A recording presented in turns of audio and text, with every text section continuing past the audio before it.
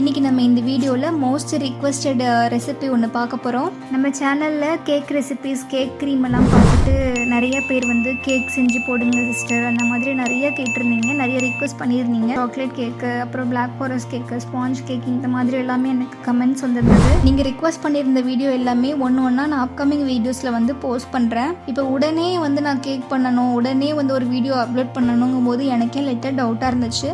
அந்த ரீசன்னால நம்ம ஒரு ஓட்டிங் வச்சுருந்தோம். கம்யூனிட்டி டேப்பில் நிறைய பேர் வந்து ஓட் பண்ணியிருந்தீங்க. இதில் ஹையஸ்ட் பர்சன்டேஜ் பிஸ்கெட் கேக்குக்கு வந்திருக்கு. அது வந்து லாக்டவுன் ஈஸி பர்த்டே கேக் தான் வந்து கேட்டிருக்காங்க. இவ்வளோ தூரம் ஓட்டிங் வந்ததுக்காக மட்டும் இந்த வீடியோ நான் சீக்கிரமாக போஸ்ட் பண்ணல. யூஸ்வலாக சாக்லேட் கேக், ஸ்பாஞ்ச் கேக் இதெல்லாம் வந்து நம்ம நார்மலாக செஞ்சு சாப்பிடக்கூடிய கேக் தான். ஆனால் லாக்டவுனில் பர்த்டே ஒரு ஸ்பெஷலாக ஒரு அக்கேஷனுக்கு பண்ணுறாங்க அப்படிங்கும்போது அவங்களுக்கு நம்ம கொஞ்சம் ப்ரியாரிட்டி கொடுக்கணும். கேக் ரெசிபி எந்த அளவுக்கு ஈஸியாக பண்ண முடியுமோ அந்த அளவுக்கு நான் பண்ணியிருக்கேன். கிடைக்கிற பொருள் வச்சு எப்படி பர்த்டே கேக் பண்ணணும்னு சொல்லி இந்த வீடியோவில் வந்து நான் கிளியராக எக்ஸ்பிளைன் பண்ணியிருப்பேன். இதில் வந்து கேக் ரெசிபி இருக்கும், வித் வந்து டெக்கரேஷனும் இருக்கும். கேக்கில் வந்து எப்படி ரைட் பண்ணுறது அப்படின்னு சொல்லி டிப்ஸும் கேட்டிருந்தீங்க, அதுவும் நான் சொல்லியிருக்கேன்.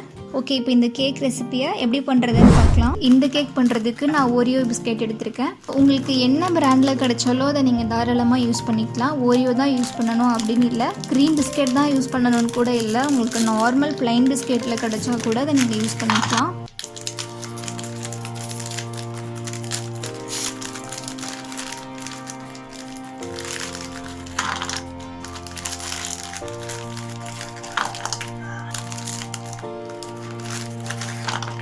சப்போஸ் நீங்கள் யூஸ் பண்ணுறது வந்து க்ரீம் பிஸ்கெட்டாக இருந்தால் அதுலேருந்து க்ரீமை மட்டும் தனியாக ரிமூவ் பண்ணி எடுத்து வச்சிடணும்.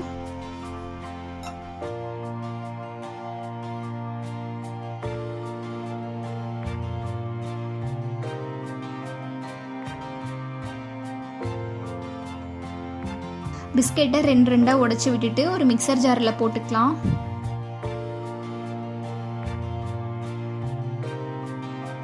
போட்டுட்டு இதை நல்லா ஃபைன் பவுடராக பண்ணி எடுத்துக்கணும். நம்ம நல்லா பவுடராக பண்ணியிருந்தாலுமே ஒரு வாட்டி சலடை வச்சு நல்லா சலிச்சு எடுத்துக்கணும். பாருங்கள், இந்த மாதிரி நல்லா சலிச்சு எடுத்துக்கணும். அதுலேயே 1/2 கப் பாலை வந்து கொஞ்சம் கொஞ்சமாக ஆட் பண்ணிக்கணும்.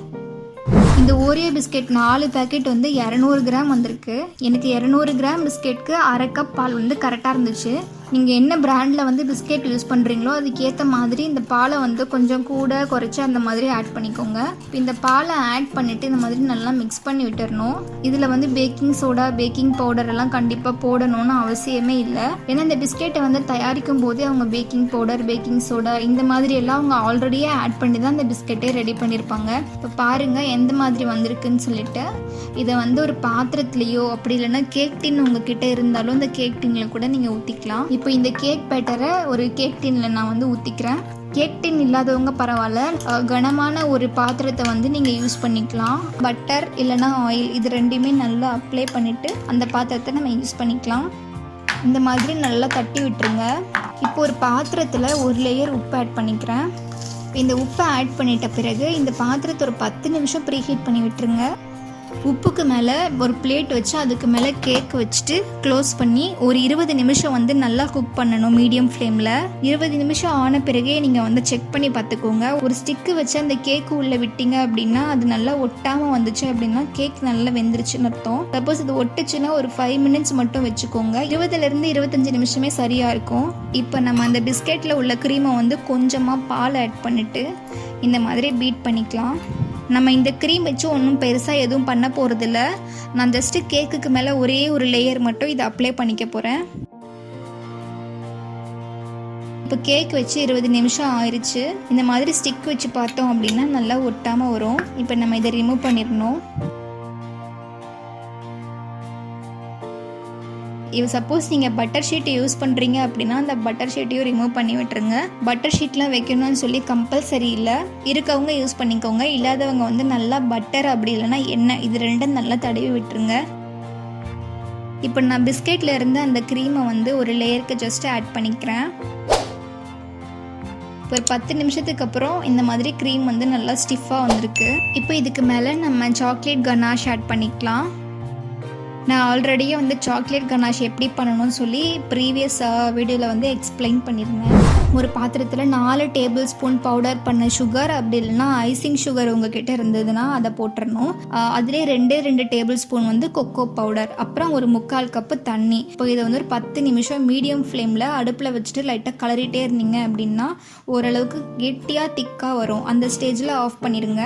நமக்கு வந்து சாக்லேட் கனாஷ் கிடச்சிரும். இப்போ அந்த சாக்லேட் கனாஷை வந்து நான் இந்த கேக் மேலே ஆட் பண்ணிக்கிறேன். இப்போ இந்த மாதிரி நல்லா ஸ்ப்ரெட் பண்ணி விட்டுறணும். இப்போ நான் கேக்கில் டெக்கரேட் பண்ண ஸ்டார்ட் பண்ணுறேன். நம்ம என்ன டெக்கரேஷன் போடுறதா இருந்தாலும் அதுக்கு முன்னாடி நம்ம கேக்கில் ஏதாவது எழுதணும், ஏதாவது விஷஸ் வந்து எழுதணும் அப்படின்னு இருந்துச்சுன்னா ஃபஸ்ட்டு வந்து அதை எழுதிடணும். அதுக்கப்புறம் வந்து சுற்றியும் வந்து டெக்கரேட் பண்ணிக்கலாம். அதுக்கு ஏற்ற மாதிரி நீங்கள் கேக்கில் வந்து என்ன விஷ் பண்ணி எழுதுறதா இருந்தாலும் ஒரு பிளேட்டில் வந்து ஃபஸ்ட்டு ப்ராக்டிஸ் பண்ணி பார்த்துக்கணும். இந்த பைப்பிங் எப்படி பண்ணணும்னு சொல்லி நான் ஆல்ரெடியே வந்து ஒரு க்ரீம் ரெசிபியுடைய எண்டில் வந்து நான் சொல்லியிருந்தேன். அது நீங்கள் பார்த்துருந்தீங்க அப்படின்னா உங்களுக்கு தெரிஞ்சிருக்கும். இப்போ இந்த பைப்பிங்கில் கேக் க்ரீமை வந்து ஃபில் பண்ணிவிட்டு நம்ம எழுத ஸ்டார்ட் பண்ணிக்கலாம்.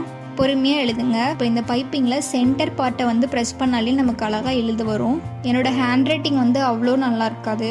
எனக்கு எது வருமோ நான் அந்த மாதிரி எழுதிக்கிறேன். இன்னொரு டிப் சொல்கிறேன். இப்போ நம்ம இந்த மாதிரி பிளேட்டில் வந்து ப்ராக்டிஸ் பண்ணி பார்த்துக்கிட்டோம் அப்படின்னா நமக்கு வந்து கேக்கில் வந்து ரைட் பண்ணும்போது கொஞ்சம் ஈஸியாக இருக்கும். இன்னுமே உங்களுக்கு கேக்கில் எழுதுறதுக்கு பயமாக இருந்துச்சு அப்படின்னா இந்த மாதிரி ஒரு டூத் ஸ்டிக்கை மட்டுமே வச்சு ரொம்ப அழுத்தி எழுத தேவையில்லை. அந்த டூத் ஸ்டிக்கை வச்சு நம்ம லைட்டாக ஹாப்பி பர்த்டேன்னு சொல்லி அது மேலே எழுதிக்கலாம்.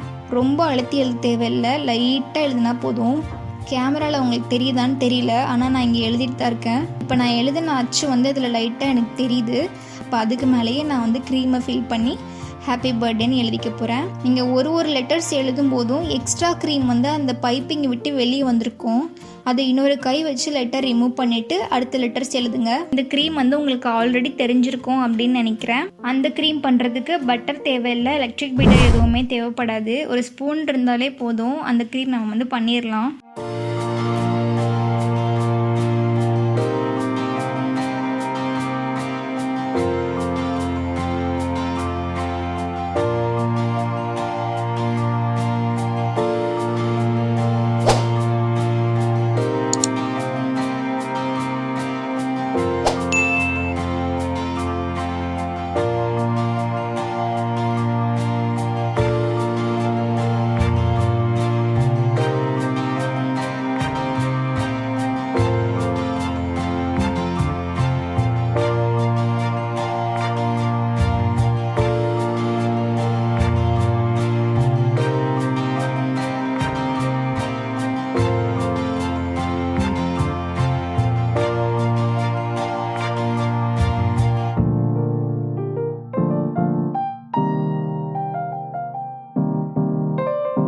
அவ்வளோதான். இந்த மாதிரி அழகாக டெக்கரேட் பண்ணிக்கோங்க.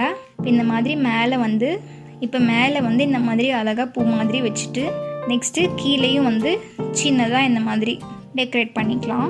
நான் வந்து கேக்கில் எக்ஸ்பர்ட்லாம் கிடையாது, எனக்கு தெரிஞ்ச மாதிரி நான் டெக்கரேட் பண்ணியிருக்கேன். நீங்கள் என்ன பண்ணுறதா இருந்தாலும் ஒரு முறை வந்து பிளேட்டில் போட்டு பார்த்ததுக்கப்புறம் நீங்கள் கேக்கில் போட்டுக்கலாம். சும்மா எக்ஸ்ட்ரா டெக்கரேஷனுக்காக ஓரியோ பிஸ்கெட்டில் வந்து டூத் ஸ்டிக்கை வந்து ஸ்டிக் பண்ணிவிட்டு அதை இந்த மாதிரி கூட வச்சுக்கலாம். உங்களுக்கு எந்த மாதிரிலாம் டிஃப்ரெண்ட்டாக அழகாக டெக்கரேட் பண்ண முடியுமோ அந்த மாதிரிலாம் நீங்கள் ரொம்ப அழகாக பண்ணிக்கலாம். இது வந்து நான் ரொம்ப பேசிக் கேக் தான். இது நம்ம சேனலில் ஆல்ரெடியே வந்து 2 இன்க்ரீடியன்ட் கேக்குன்னு சொல்லி நான் ஒன்று போஸ்ட் பண்ணியிருந்தேன். இதுவும் அதே மெத்தட் தான்.